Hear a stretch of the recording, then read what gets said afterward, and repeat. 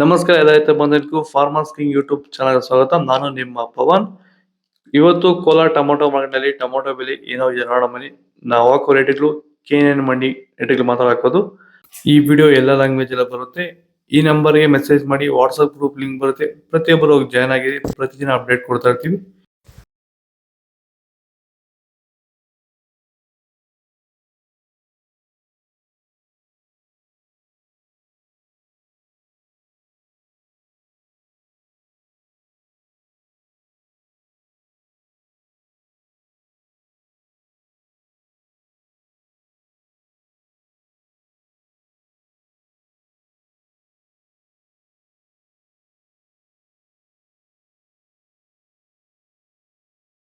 ಭೂಮಿ ಎಲ್ಲ ಮೃದುವಾಗಿದೆ.